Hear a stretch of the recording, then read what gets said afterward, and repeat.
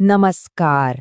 AI की दुनिया में आजकल एक नया नाम काफी तेजी से उभर रहा है, क्लॉड एआई। तो चलिए आज इसी के बारे में बात करते हैं और देखते हैं कि आखिर ये है क्या और क्यों लोग इसे भविष्य की तकनीक मान रहे हैं। तो 2026 में इंटरनेट पर एक नया एआई वायरल हो रहा है।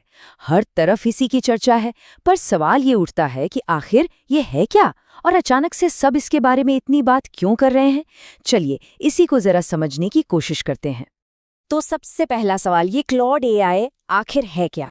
देखिए, सीधे शब्दों में कहें तो क्लॉड एआई एक बहुत ही एडवांस्ड चैटबॉट है। इसे एंथ्रोपिक नाम की एक कंपनी ने बनाया है और ये एक लार्ज लैंग्वेज मॉडल यानी एलएलएम पर बेस्ड है। इसका मतलब क्या हुआ?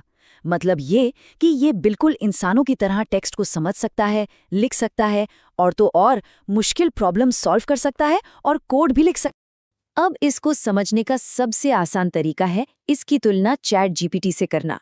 जहां एक तरफ चैट जीपीटी, जिसे हम सब जानते हैं, एक तरह से बेंचमार्क बन चुका है, वहीं क्लॉड एआई का फोकस थोड़ा अलग है। ये सेफ्टी और रिलायबिलिटी, मतलब सुरक्षा और भरोसे पर कहीं ज्यादा जोर देता है। और इसकी असली ताकत है इसकी रीजनिंग पावर, यानी सोचने समझने की काबिलियत। यही चीज इसे एआई स्पेस में एक बहुत बड़ा कॉम्पिटिटर बनाती है। तो आखिर इसकी सबसे बड़ी ताकत है क्या? क्या चीज़ इसे इतना खास बनाती है? चलिए इस पर थोड़ा गौर करते हैं। तो इसकी दो सबसे बड़ी स्ट्रेंथ्स हैं। एक, इसकी ज़बरदस्त रीजनिंग पावर और दूसरा इसकी एक्यूरेसी यानी सटीकता। इसका मतलब समझें, ये सिर्फ इन्फॉर्मेशन दे नहीं देता, बल्कि ये उस इन्फॉर्मेशन के पीछे का क्यों और कैसे भी समझता है, ताकि जो जवाब मिले वो बिल्कुल सही और भरोसेमंद हो। और ये जो एक्यूरेसी है ना, ये आती है इसके सोचने के ढंग से। क्लॉड एआई कैसे काम करता है? पहले वो किसी भी क्वेरी यानी सवाल को गहराई से एनालाइज करता है, फिर प्रॉब्लम को लॉजिकल स्टेप बाय स्टेप हिस्सों में तोड़ता है और उसके बाद एक आखिरी रिलायबल जवाब बनाता है। यही जो स्टेप बाय स्टेप सोचने का अप्रोच है ना, यही इसे इतना रिलायबल बनाता है। पर बात यही खत्म नहीं होती।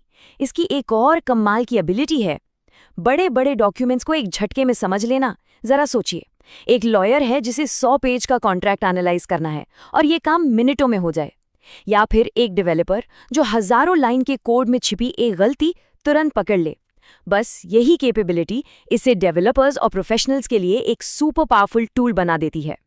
ठीक है, तो अब ये समझते हैं कि आखिर 2026 में ये इतना ट्रेंड क्यों कर रहा है।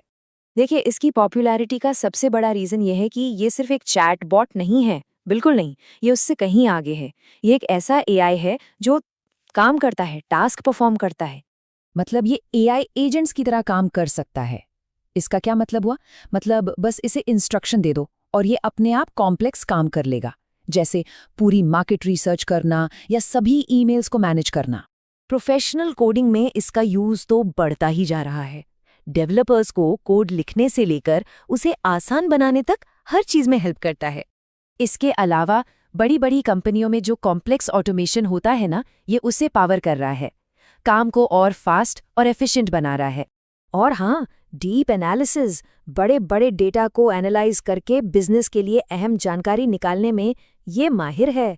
तो कुल मिलाकर बात ये है कि कंपनियां इसे हर जगह इस्तेमाल कर रही हैं, बिजनेस डिसीजंस लेने से लेकर डेवलपमेंट वर्कफ्लो तक। और जैसा हमने पहले बात की, इसका सेफ्टी और रिलायबिलिटी पर जो फोकस है, वही इसे बड़ी कंपनियों के लिए इतना अट्रैक्टिव बनाता है। क्योंकि जब बिजनेस के बड़े फैसले दांव पर लगे हों, तो भरोसा ही सबसे इम्पॉर्टेंट चीज होती है ना? तो ये सब जानने के बाद अब आते हैं उस बड़े सवाल पर, आखिर इसे भविष्य का एआई क्यों कहा जा रहा है? इसका जवाब 3 चीजों में छिपा है। पहला, इसकी फास्ट ग्रोथ। दूसरा, इसके पावरफुल फीचर्स। और तीसरा, इन फीचर्स का रियल वर्ल्ड में, असल दुनिया में इस्तेमाल। जब ये तीनों चीजें एक साथ आती हैं, तो भविष्य की तस्वीर अपने आप साफ होने लगती है। और इसीलिए इसकी इन्हीं एक्स्ट्रा ऑर्डिनरी कैपेबिलिटीज की वजह से लोग इसे आने वाले कल का यानी भविष्य का एआई मान रहे हैं। ये समझना जरूरी है कि ये सिर्फ एक ट्रेंड नहीं है, ये टेक्नोलॉजी में एक बहुत बड़ा फंडामेंटल बदलाव है। तो ये सारी बातें हमें एक आखिरी और बहुत बड़े सवाल पर लाकर छोड़ती हैं।